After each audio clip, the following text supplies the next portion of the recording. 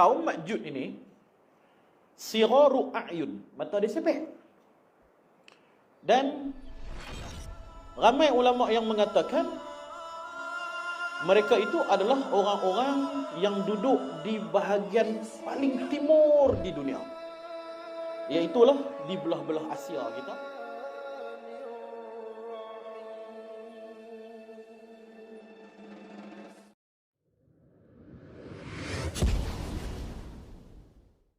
Ya'juj dan Ma'juj ni, menurut ramai ulama, terutamanya ulama-ulama tafsir, macam Ibnu Tabari, Imam At-Tabari, Imam Ibnu Tabari, Imam Qurtubi, Imam Ibnu Katsir dan sebagainya, banyak di dalam kitab-kitab mereka menyatakan bahawa Ya'juj dan Ma'juj ini dia adalah manusia biasa, bukan raksasa, bukan tuyul ke apa ke.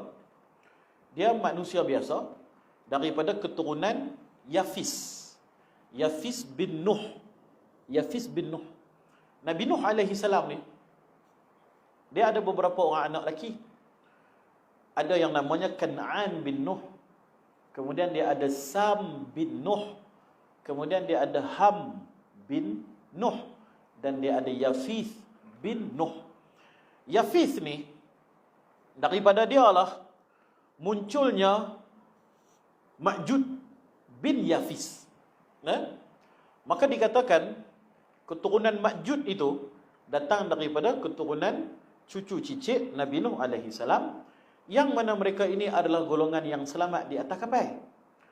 Sebab masa itu telah terhapus orang-orang kafir di atas muka bumi, yang mana berbaki orang-orang Islam semua naik atas kapal bersama dengan Nabi Nuh alaihi salam. Lepas tu Allah Ta'ala banjirkan bumi ini, mati habis orang-orang yang kufur kepada Allah. Maka daripada keturunan Ma'juj bin Yafis bin Nuh ini keluarlah satu kaum. Maka kaum itu dinamakan kaum Ma'juj.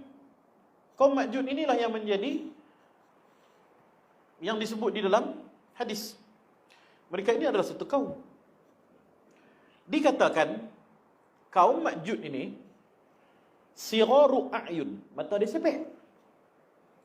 Dan ramai ulama yang mengatakan mereka itu adalah orang-orang yang duduk di bahagian paling timur di dunia, iaitulah di belah-belah Asia kita. Orang-orang yang belah-belah Asia ni mata sepek-sepek lah. Orang China, orang Mongol, orang yang duduk di Kazakhstan, orang yang duduk di Korea, Jepun, Taiwan, Kemboja, Vietnam. Jadi itu semua kawasan-kawasan keturunan Yafis. Mereka berkulit kuning-kuning langsat. Manakala salah satu anak Nabi Nuh berkulit hitam, maka daripadanya lah muncul bangsa Negro. Ada di kalangan anak Nabi Nuh ini yang kulitnya putih kemerah-merahan, daripadanya lah keluar orang Arab dan orang putih. Orang putih dengan orang Arab ni daripada keturunan yang sama. Nabi Ibrahim alaihi salam ada anak nama Ishaq. Ishaq ini melahirkan keturunan Bani Israel, orang-orang putih. Kemudian ada anak yang namanya Ismail. Ismail ini melahirkan orang-orang Arab. Jadi orang Arab, orang putih lebih kurang. Hidung mancung, kulit putih, rambut mereka macam orang-orang Arab ni ada yang kuning, sama macam orang putih. Jadi mereka daripada bangsa yang sama, bangsa kulit putih. Ada bangsa kulit hitam. Ada bangsa yang kekuning-kuningan. Kekuning-kuningan ini ialah bangsa keturunan Yafis. Maka para ulama tafsir mengatakan Ya'juj dan Ma'juj ini adalah orang-orang Asia di sebelah timur jauh. Ketika zaman Abbasiyah menguasai bumi ini sebagai mewakili empire Islam, dinasti Abbasiyah, pusat pemerintahan ketika itu terletak di Basrah, Iraq. Mereka adalah sekumpulan, mereka adalah satu empire yang sangat kuat, sehingga tidak ada satu bangsa pun yang boleh mengalahkan mereka. Rom habis kalah, Parsi pun kalah, Mailah apa-apa orang nak melawan Empire Islam ketika itu semua kalah. Tetapi Empire Islam ketika itu kalah dengan satu pasukan daripada timur yang matanya sepek. Dalam hadis menyebutkan siraru a'yun, matanya kecil sangat. Mata dia halus. Mereka ini akan menakluki kamu. Akan ada di kalangan kamu yang murtad kerana takut dibunuh oleh mereka. Ada yang lari tidak mau berjihad kerana takut dengan keganasan mereka. Dan ada yang teguh, berani dan menentang mereka. Ada 3 golongan Nabi bagi tahu sekiranya diserang oleh kumpulan mata kecil tadi ni. Mereka memakai kasut yang berbulu-bulu. Wajah mereka petok macam perisai. Mereka ini akan menakluki kamu. Maka golongan itu adalah golongan Mongol. Orang-orang Mongol. Empire Mongol ketika itu tersebar luas. Mereka mendominasi empire di dunia ini dengan menakluki banyak tempat-tempat di Parsi, merampas ia daripada empire Islam. Di India, Pakistan, Bangladesh pun semua kena sapu habis. Lepas tu dia pergi sampai ke Iraq, tetapi terhenti di Mesir.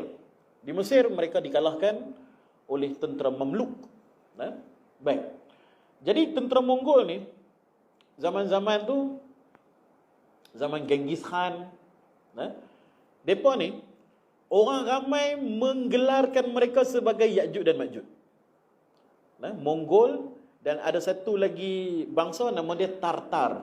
Mongol dan Tartar. Depa 2 bangsa ni yang berjaya menakluki Empire Abbasiyah ketika itu, di mana bangsa-bangsa lain tak dapat nak kalahkan Abbasiyah. Maka depa kata ni Ya'juj Ma'juj ni. Dan ciri-ciri depa memang macam Ya'juj Ma'juj. Sebab apa? Depa bunuh semua. Tak kira lelaki, perempuan, budak-budak, orang tua, semua depa bunuh. Dia masuk dalam satu kampung tu, dia bunuh semua. Kalau bangsa lain, depa ada etika. Depa ada etika. Budak-budak, orang perempuan hak lemah, depa tak kacau. Depa hanya akan berlawan, berperang dengan tentera. Dan kalau tentera tu kalah, maka mereka akan menakluk kampung tersebut. Dan orang-orang di dalam kampung tersebut akan menjadi hamba kepada yang menakluki mereka. Tapi Ya'juj Ma'juj tak, dia mai dia bakar habis rumah orang.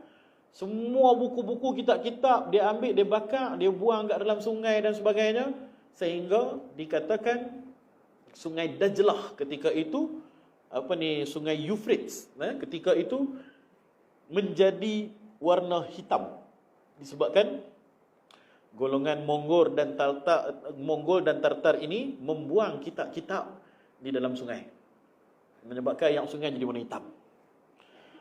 Jadi baik, itu dulu punya cerita lah, Lah ni yang sekarang. Kalau kita tengok bangsa yang mata sepek ni, sama ada yang duduk di Korea ke, Jepun ke, Mongol ke, Vietnam ke, China ke, kita tengok mereka ni lah yang kini menjadi ancaman dunia. Mereka memiliki nuklear dan mereka juga tidak beragama kerana majoriti mereka adalah komunis. Negara-negara komunis ini negara yang anti agama. Mereka tak suka pada agama.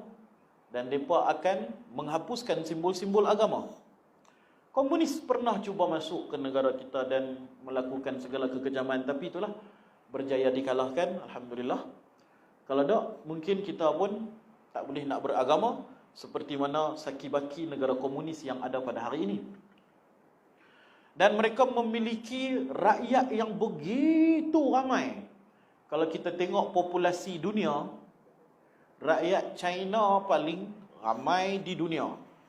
Dia punya rakyat dia bilion.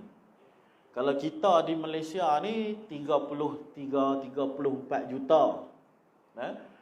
Indonesia yang ramai itu pun dalam 300 juta. Amerika pun hampir-hampir sama dengan Indonesia dalam 300 juta. Tak sampai bilion. Yang sampai bilion ni India dengan China. China nombor 1, dekat-dekat 2 bilion dah kot. Lepas tu baru India. Bangsa mereka ini tersebar ke seluruh dunia.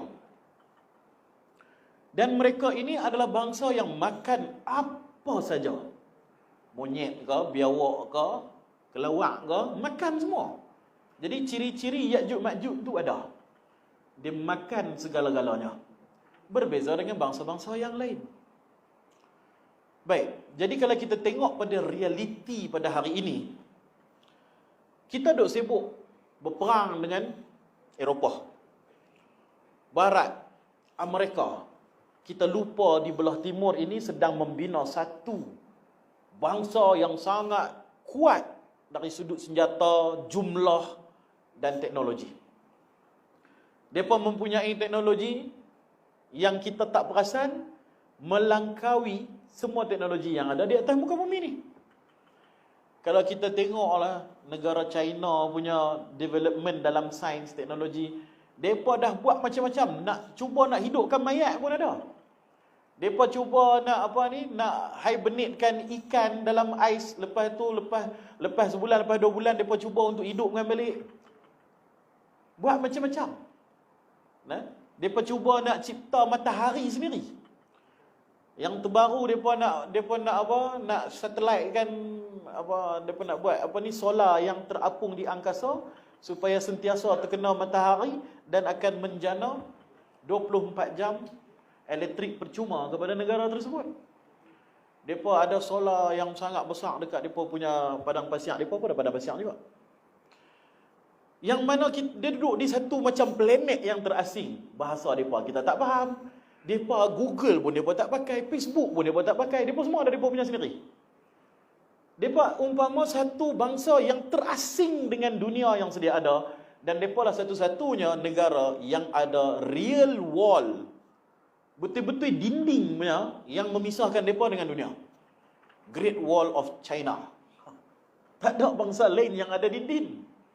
Dulu ada lah dinding Berlin dekat Jerman dulu, dah pecah dah. Yang memisahkan kita antara kita dengan negara-negara tu semua lukisan kat atas peta ya. Hakikatnya mana ada dinding. Tapi kalau border China ada dinding. Yang menjadi orang kata satu signature lah, satu simbol kepada mereka bahawa mereka pernah dikelilingi dengan satu dinding yang sangat-sangat tebal. Jadi segala ciri-ciri itu ada. Dalam kitab pun cakap benda yang sama. Mereka daripada keturunan Yafis bin Nuh dan sebagainya. Baik. Jadi kalaulah Dajjal itu beroperasi di Eropah, di Itali contohnya. Kemudian Imam Mahdi akan berperang. Sebab tak ada cerita Imam Mahdi pergi berperang dengan orang China, Korea, Jepun pun semua ni tak ada. Tak ada hadis, tak jumpa. Tak ada. Dia cuma pergi ke India kerana ramai orang-orang Islam ditindas dekat India sana. Orang-orang Islam di India meminta tolong kepada Imam Mahdi. Imam Mahdi main dengan tentera dia dan membebaskan orang-orang India daripada cengkaman penyembah-penyembah berhala. Lepas tu pakat-pakat patah balik pergi ke negara Arab. Tak pergi ke China apa semua tu. Mereka duduk asing. Ada di tempat mereka. Tak ganggu siapa. Mereka tak ganggu siapa. Orang tak kacau mereka. Mereka tak kacau orang. Tapi mereka punya persediaan, ketenteraan, mereka punya army antara yang paling terbesar di dunia. Mereka punya senjata punyalah banyak. Kalau nak takluk mana-mana negara ni sekejap je. Dan kalau kita tengok projek-projek mereka trap banyak perangkap negara-negara yang dalam masalah ekonomi ni untuk meminjam daripada mereka. Kalau tak boleh, akan digadaikan aset-aset negara kepada mereka. Berapa banyak dah negara yang tergadai aset-aset mereka kepada China. Isu di Malaysia pun sama. Tapi itu biar ni lah orang-orang politik kita selesaikan lah. Tapi di setiap negara ada, bukan di tempat kita saja. Mereka nak buat Silk Road, Jalan Sutera, direct daripada China ke seluruh dunia. Dan kita nampak macam mana produk-produk mereka hampir semuanya daripada sana. Jadi penguasaan dia dari sudut jumlah yang ramai, dari sudut tersebarnya mereka ke seluruh dunia, dari sudut orang kata penguasaan harta dan sebagainya. Mereka sebenarnya dah jadi nombor 1 dah di dalam ekonomi ni. Dulu Amerika, sejak berlakunya corona, Amerika mengalami hutang yang luar biasa disebabkan duk kena cetak duit dengan lebih banyak. Inflasi berlaku sangat-sangat tinggi di Amerika. China pula, dialah yang memulakan COVID tu, dan dia terhenti pada beberapa ribu saja. Lepas tu mereka hidup normal balik. Siap buat marathon lah, buat parti buih lah, apalah. Mereka lagi awal tak payah pakai mask apa-apa semua. Negara lain pula habis jatuh. Mereka duk hidup normal dan menjana banyak sekali duit dengan menjual vaksin, dengan menjual mask, menjual segala peralatan yang berkaitan dengan corona. Jadi mereka buat duit dan mereka muncul sebagai negara superpower nombor 1 di dunia, mengalahkan Amerika. Dan menyebabkan pelabur-pelabur besar seperti keluarga Rothschild punya family ni, family yang cukup besar lah di dalam dunia perbankan dan sebagainya, memindahkan aset-aset mereka daripada Amerika pergi ke China. Masuk dalam surat khabar, saya baca. Jadi dia jadi satu superpower yang terasing. Kita tak tahu sangat berita pasal mereka sebab mereka ni tak ada Google. YouTube pun tak ada, Facebook pun tak ada. Mereka ada mereka punya chatting room mereka sendiri. Mereka ada mereka punya Google mereka sendiri. Mereka ada mereka punya segala-galanya lah. Dulu ada konflik TikTok, tak silap saya, berasal daripada China. TikTok mana? Yang mana konflik dengan Amerika. Mereka nak beli, takut lagi China nak spy mereka lah, apalah, menggunakan apps mereka sendiri. Jadi ni jugalah jadi satu konflik jugalah masa tu. Sama ada nak haramkan ataupun tidak, sebab dia pergi dengan begitu laju. Lepas tu ada berlaku Huawei punya ketua company, mereka tangkap dia lah, inilah itulah. Ada konflik yang berlaku yang kita tak nampak. Baik, itu satu cerita. Jadi kisah pasal Imam Mahdi tadi ni, dia hanya akan pergi ke Jazirah Arab, kemudian dia pergi ke benua Hind, lepas tu dia akan pergi ke Eropah. Afrika dia tak kacau, Amerika dia tak kacau, dan China dia tak kacau. Bila kita tengok, dia hanya berlaku dekat kawasan-kawasan Timur Tengah sahaja. Paling jauh dia pergi pun sampai ke India. Dan paling jauh ke barat yang dia pergi pun sampai ke Eropah, dekat Itali sana. Jadi kalaulah pada hari ini barat itu adalah Dajjal, dan Dajjal itu berjaya dikalahkan oleh Mahdi, setelah mereka menang melawan Dajjal, ada satu lagi superpower yang mereka kena kalahkan, yang anti agama, atheist. Tak percaya Tuhan, tak suka kepada agama. Satu grup yang sangat besar ni duduk kat belah kanan dia. Dajjal duduk belah kiri, duduk di barat. Imam Mahdi dah kalahkan, Nabi Isa semua dah kalahkan. Ni ada satu grup duduk tunggu ni. Duduk tunggu ya. Boleh jadi setelah Imam Mahdi mengalahkan Eropah, mengalahkan Amerika, mengalahkan Perancis, mengalahkan segala Itali dan sebagainya, runtuh habis ekonomi mereka, dan mendapat emas yang begitu banyak, harta yang begitu banyak, dan menjadi satu superpower juga di tengah-tengah Timur Tengah ni, kembali ke gemilangan Islam di Palestin. Maka hak ni yang duk di belah kanan, duk sengak tak kacau orang ni, yang duk kumpul harta sekian lama, duk kumpul kekuatan tentera, segala senjata-senjata yang duk ada, mungkin masa tu mereka akan main nak cabar. Main mereka nak serang, nak ambil. Duk tengok banyak sangat ni, main nak ambil. Maka Allah Ta'ala bagi wahyu kepada Nabi Isa, kata, aku nak lepaskan ni hak puak-puak ni. Siraru a'yun, mata dia kecil, dan mereka mempunyai kekuatan tentera yang tak boleh dikalahkan oleh sesiapa pun. Kalau kita tengok kekuatan tentera yang paling terkuat, yang pertama sekali China punya tentera. Dan mereka itu adalah daripada keturunan Yafis bin Nuh. Yang mana Yafis itu anak dia nama Ma'jud. Ma'jud bin Nuh. Daripada situlah keluarnya bangsa yang berwarna kuning. Nah, jadi kalau kita susun benda-benda tu semua, nampak macam real. Tapi kalau kita nak faham Ya'juj ni macam toyol keluar daripada apa bukit apa semua, terserah pada tuan-tuan lah. Ini kita cuba untuk memahami mengikut keadaan semasa.